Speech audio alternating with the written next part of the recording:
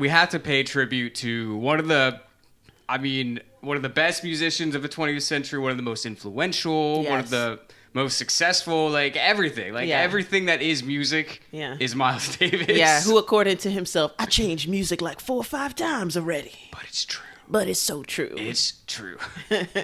We can talk in Miles' voice for a few seconds and then I'm going to get sick of it. But shout out to Miles. He's the best. Yeah. So, Miles Dewey Davis was born in a small town in Illinois. Yeah. I don't remember what the name of that was, but they weren't there for very long. Because they moved to East St. Louis. They moved to East St. Louis. You know, it's almost Chicago, but it's not. But it's okay because it was Miles Davis. Yeah, anywhere where Miles is where the cool is. But it's funny. So I actually didn't know that East St. Louis was its own city until this. I thought it was just like, people say like, oh, I'm from the south side of Chicago. I thought it was like, oh, I'm from East St. Louis. But it's actually a whole different city in a different fucking state. Yeah. It's on the other side of the Mississippi River from the actual St. Louis. Yes. So that's a good thing to know, I guess. I had no idea. I had to Google that too. I was like, well, is this St. Louis, Missouri? Or is this like, who knows? But we know now. I was like, East St. Louis, Illinois? The fuck? There's St. Louis in Illinois? He was the son of a very rich dentist. Yes. Apparently, he was like one of the richest people in Illinois in the whole state. They had like 200 acres. That's insane. That's insane for a lot of reasons. First of all, that's insane now to have that kind of money. Yeah. But also to be a black family in 1922 or whatever with that kind of shit. Yeah. Like, that's dope. He was born in 26, and like I've only heard things about like that in like the Caribbean. Like my grandfather had that in the Caribbean, and like, that's insane. And he was born around the same time. I think my grandfather was born 23, and it's like around the same time. That's insane. 200 acres. That's a lot. It is a lot. I had a half acre. Not me, my parents. We had a half. Just to make it clear. Just to make it clear, in Rockland County, and that was some good sized land. Oh yeah. Yeah. Oh yeah. I mean, yeah, and he was like breeding horses and shit, or like something like that. Like they had a whole bunch of things going on there. Mm-hmm, mm-hmm. And Miles was obviously always into music, but what really like kickstarted it, he was like 13, and his dad got him a trumpet. Yes. Sorry. Yeah. His it was his dad's patient that trained him, I believe, too. Or did he get him the trumpet? I think his dad's patient gave him like his first lessons, and he taught him not to use vibrato, which was like crazy at the time. Yeah. But and I know his mom wanted him to get a violin. Yeah, because she was a violinist. Yeah. And she wanted him to do that, which is understandable. But he gets his music talent from his mom, and it seems like his analysis from his daddy. The thinking ways of the Davises. And apparently there was like a fight. Like they were mad that there was a fight between the parents because his mom wanted to get the violin. He's like, nah, I'm doing the trumpet. But I guess like it's really interesting because like I guess the trumpet was like a cooler instrument at the time. Yeah. You know what I mean? Which is so interesting to think about now because like back in the day, like jazz was like what. I mean, we're going ahead a little bit, but that was like what the cool kids were listening to. Yes. You know what I mean? Yeah. That was the rock and roll of its time. Yeah, which is so interesting. Rap. And like, I didn't really listen to jazz like at all until like a year or two ago when I started listening to Miles. Mm-hmm.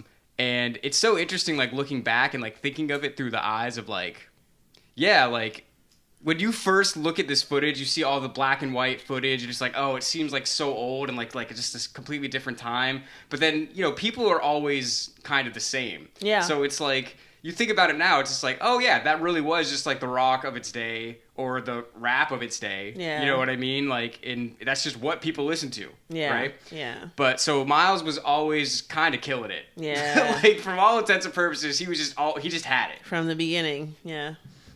And I don't remember what the name of the band was, but there was like a big band that was coming through East St. Louis who had like Dizzy Gillespie was in that band. Right. Charlie Parker was in that band. Yeah. And Miles was already like building a name for himself as like a 17-year-old. That's the coolest thing about back in the days, right? Isn't it? Your name gets heard on the circuit or whatever. It's not millions of people doing the same thing. It's like, just one or two people doing that, and it's like, oh, have you heard that kid Miles? And it's crazy, like less technology, but still everybody knew. Yeah, everybody knew. Well, the thing that was crazy, so he was in like a big band that was based in East St. Louis, and like some of these people, you know, they were like grown ass adults, like they would work during the day and then they would come back to the band at night. And the musical director of the band was a 17-year-old kid named Miles Davis. That's right. So when this other band, this big band that was touring came through with, you know, these jazz legends, Dizzy Gillespie, Charlie Parker, they were like, hey, you want to like sit in and like play with us a little bit? So he was already like, before he was even like a legal adult, he's already mixing up with like some of the most legendary jazz players ever. Exactly. And I think at that time his voice still said, sure, I want to sit in. Yeah. Well, it's funny because so he had the reason he ended up talking like that is because he had like a surgery on his throat when he was older. So I don't know what his voice was like originally. Well, it was pretty normal and regular. Just like a regular ass voice. Yes. Yeah. Yeah. So that's crazy. So he's 17 years old. He's already meeting like his idol basically in Charlie Parker. Yeah. Bird. That's what I call him. Bird. Not anybody else. Nobody else. We just came up with that right now. That's right. So he's already killing it at 17, and then it's like time for him to, you know, be an adult and like go out and like make something of himself. And he was like, I got to go to New York because he met Bird and Dizzy Gillespie, and they were all in the jazz scene up in New York. Yeah. He's like, that's where I want to go. Right.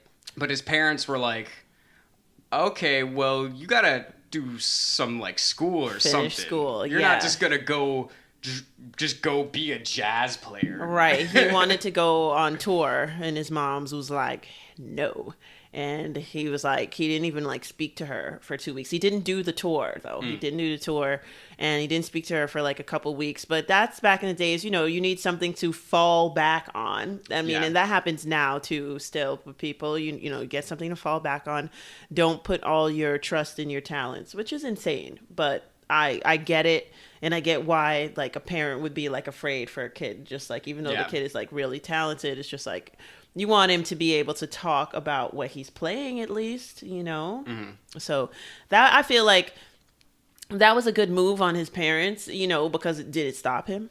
Right. You know what I'm saying? Did he not progress into the biggest, you know, jazz musician like of his ever time? You know what I mean? Yeah. No, he did not. Well, it's actually so funny. He's just like, oh, okay, well, you want me to go to school? Okay, I'll just casually go to Juilliard. That's right.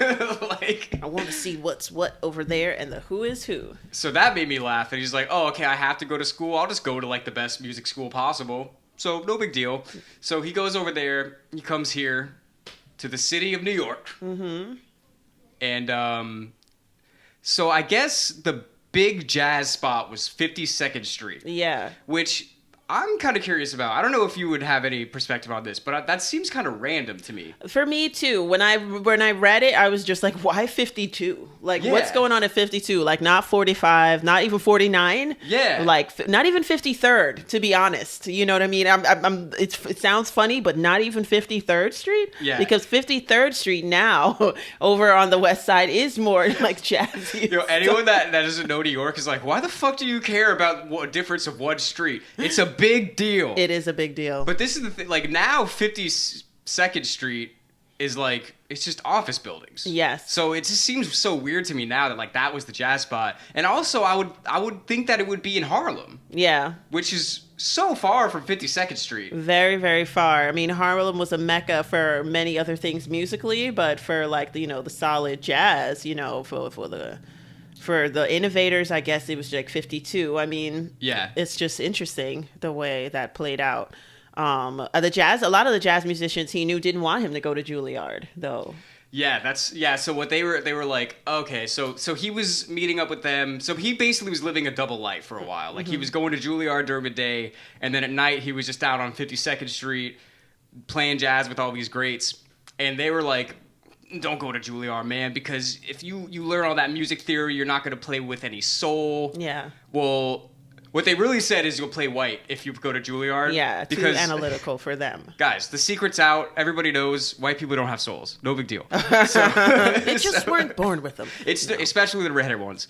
But that's a different story. So eventually he did stop going to Juilliard, and he was just like, yeah, like, this is what I'm doing. Like, this is where I'm supposed to be on 52nd Street. And now he's literally, well, it's funny. He was saying, like, when he went there, he was looking for Bird. Mm-hmm. And he was looking all over. He couldn't find him. And then one day he's walking down the street. Somebody comes up behind him. He's just like, hey, Miles, I heard you were looking for me. He was like, tweet, tweet, tweet. No, I'm just kidding. Sorry. And he's like, oh, I know what that means.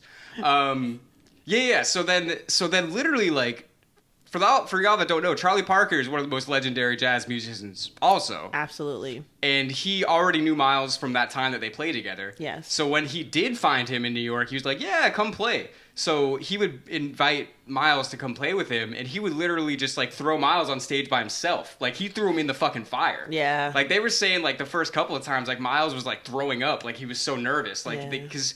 Like, he's only like an 18-year-old kid. Right. And the biggest jazz star around is just like, go do it. Yes. Go do your thing, kid. Yes. And if you haven't heard, New York is not the nicest place on earth. It's not? It's just not. I don't know if anybody's heard that, but... That's strange. That's another secret that's out. Yeah, the secret's out. Everyone knew it in 44, and they knew it in 2022. So...